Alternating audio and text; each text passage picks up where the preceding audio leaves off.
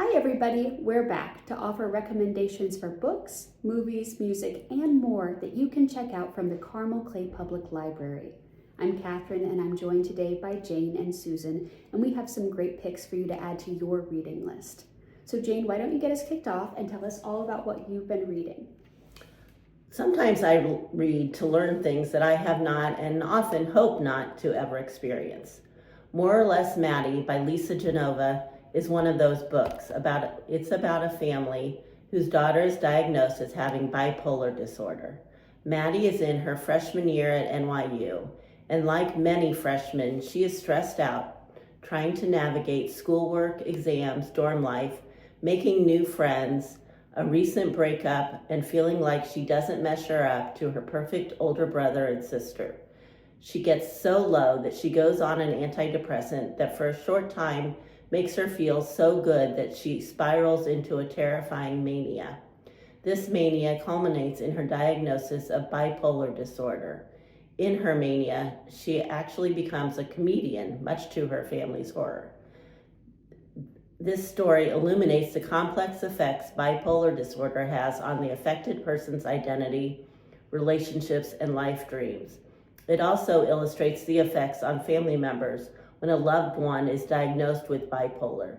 There are so many ups and downs in the life of a person with bipolar disorder, and learning to live with it and love a person with it is extremely challenging. This is a riveting, profoundly moving novel that makes complicated mental health issues accessible and human. It's available at the Carmel Clay Public Library as a downloadable audiobook and in print. Susan, what have you been reading? Well, as much as I love recommending books to people, I also love it when people recommend books to me. And I had multiple people tell me to read James by Percival Everett. So I patiently waited for my hold to come in. The author retells Mark Twain's The Adventures of Huckleberry Finn from the perspective of Jim, the runaway slave, or James, as he would prefer to be called. James overhears that he's to be sold, so he decides to take matters into his own hand, and he runs away instead. He hides himself on Jackson Island, a small island in the middle of the Mississippi.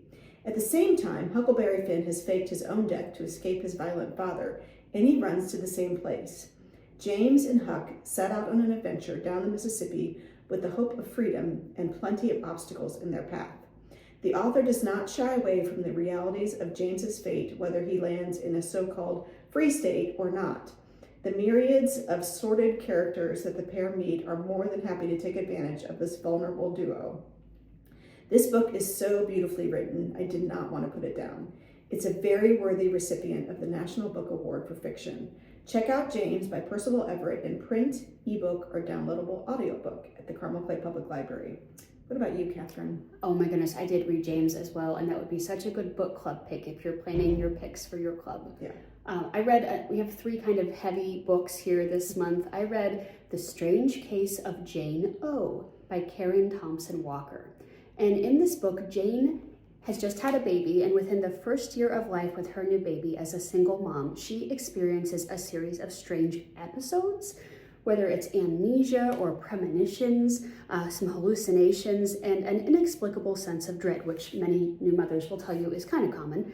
But as her psychiatrist struggles to solve the mystery of what is happening with Jane's mind, she suddenly goes missing.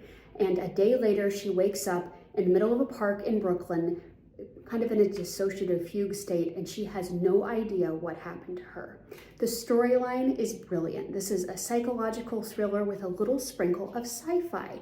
And if you like jaw-dropping, like pull the rug out under from you, or maybe some possibly unreliable narrator or narrators, plural.